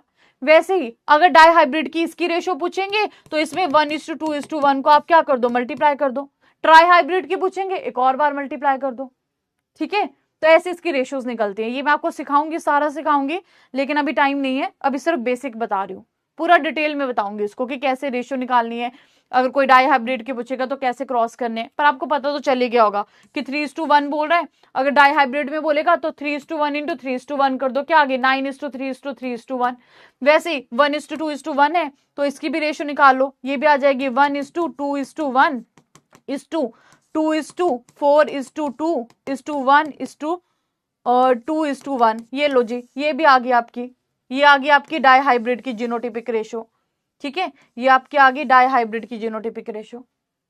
समझ आया मैंने क्या बोला, ठीक है। मोनोहाइब्रिड में जो रेशियो होती है ना, वो होती है फिनोटिपिक की 3:1 और जीनोटिपिक की होती है 1:2:1। जब डाई हाइब्रिड हुआ मतलब डबल हो रहे हैं कैरेक्टर, तो क्या करेंगे, इसी रेशियो को इसी से मल्टीप्लाई कर दो, इसी रेशियो को इसी से मल्टीप्लाई कर दो 1 by 1, नीचे आपकी रेशियो बिल्कुल एग्जैक्ट आ जाएगी। जितने मर्जी क्रॉस आपको पूछ लेंगे आप एग्जैक्ट बता सकते हो, राइट। तो सिंपल है ये, मैं आपको ये सारा बताऊंगी कल। यहां तक पता चला, समझ आया ना। वैसे तो मुझे लगता है समझ आ गया होगा, बहुत बेसिक सी बात है ये, ठीक है। तो रेशियो को रटने की जरूरत नहीं है, 2 मिनट में रेशियो आ जाती है, ठीक है। वही रेशो, आगे भी वही रेशो, पीछे भी वही रेशो, बीच में इसका डबल कर दो, ठीक है, बीच में इसका डबल कर दो। क्लियर हो गया सबको। चलिए, ये सारा मैंने करवाना था आपको, सब कुछ करवाना था, पर चलो कोई बात नहीं, ये करवा देंगे। अब देखो लॉज ऑफ मेंडल की बात करते हैं, तो लॉ ऑफ मेंडल में क्या है, लॉ ऑफ सेग्रीगेशन है, ये मैं आपको कल करवाऊंगी, अभी मैं आपको बस बेसिक बता रही हूँ। और एक law of purity of gamete है। तो law of purity of gamete में क्या होता है कि जब भी हम F1 हाइब्रिड की बात करते हैं तो ये सेग्रीगेट करते हैं, ये जो गैमीट है ये एक दूसरे से एक टाइम पे क्या करेंगे, गैमीट बना देंगे। ये जो आपके एलील्स हैं किसी गैमीट में प्रेजेंट है, ये सेग्रीगेट कर जाएंगे, अलग अलग जाएंगे, एलील बना के जाएंगे, है ना। वैसे अगर हम बात करते हैं आगे, ये मैं आपको पूरा एक्सप्लेन करूंगी कि क्या एक्सेप्शंस है। लॉ ऑफ डोमिनेंस तो मैंने आपको बता दिया कि ये जो है ये कॉन्सेप्ट है बेसिकली, ठीक है। और एक हमारे पास में आएगा यहाँ पे लॉ ऑफ एक्सेप्शंस क्या क्या आती हैं, ये मैं आपको सारा कल बताऊंगी। और लॉ ऑफ इंडिपेंडेंट असॉर्टमेंट, ठीक है, ये भी मैं आपको बताऊंगी। एक्सेप्शन भी इसमें क्या है, लिंकेज, जो हमने बोला कि जीन्स इकट्ठे रह रहे हैं, ठीक है, ये सारा डिस्कस करेंगे, लेकिन ये डिस्कस करेंगे परसों की क्लास में, ठीक है। मैं चाह रही थी आज ये सारा कंप्लीट हो जाए, बट चलो कोई बात नहीं, आपको जितना जितना करवाया उतना समझ में आया ना। चलिए नाउ समरी, क्या क्या पढ़ा हमने, बेसिक्स को कवर किया, और दूसरा हमने जेनेटिक्स के जो फंडामेंटल्स है उन सबको क्लियर किया। होमवर्क क्या है, सब कुछ पढ़िए, टेस्ट भी है उसकी तैयारी भी करिए, रिवाइज एंड लर्न, ठीक है, राइट। यहां तक क्लियर हो गया तो बताओ, ठीक है। नाउ अब क्या कोई डाउट है तो बताइए, कोई डाउट है तो बताओ, कोई डाउट है तो बोलिए।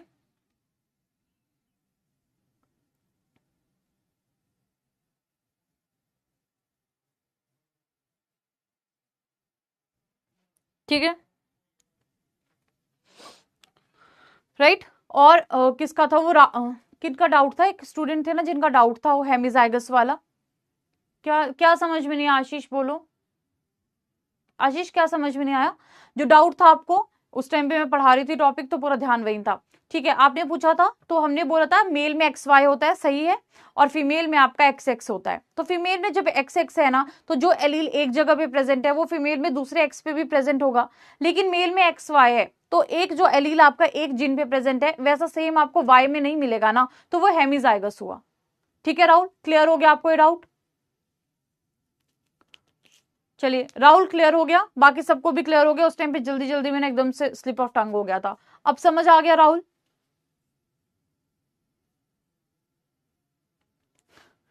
चलिए ठीक है। आउट ऑफ सिलेबस डाउट, चलो आप इसको डाउट ही रहने दो, है ना। चलिए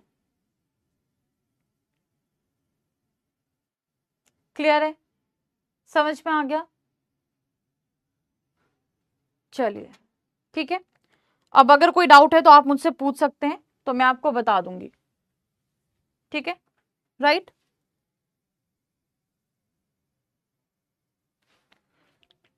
चलिए कर दें क्लास एंड, बोलो कोई डाउट है तो बताइए, नहीं तो क्लास एंड कर देते हैं अभी, ओके। चलिए ओके देन, खत्म करते हैं क्लास। क्लियर हो गया राहुल, चलो आपका क्लियर हो गया, सबका क्लियर हो गया, ठीक है। अब ये जो जितने भी आपके क्रॉसेस वगैरह है ना, इसको आपको मैं मंडे को करवाती हूँ, ठीक है। और जो भी लिंकेज वगैरह के आपके कॉन्सेप्ट्स हैं वो भी मंडे को करके उसको खत्म करते हैं, ठीक है। चलिए थैंक यू सो मच, अब हम नेक्स्ट क्लास में मिलेंगे, ओके। चलिए ठीक है, ये डाउट्स रहने दो ओम प्रकाश, है ना, आपको तो बस पढ़ने से मतलब है, वो मैं आपको पढ़ा रही हूँ, है ना। तो ठीक है, आप भी अपना पढ़ाइए, मैं भी पूरी कोशिश कर रही हूँ आपको अपना बेस्ट देने की, और आप भी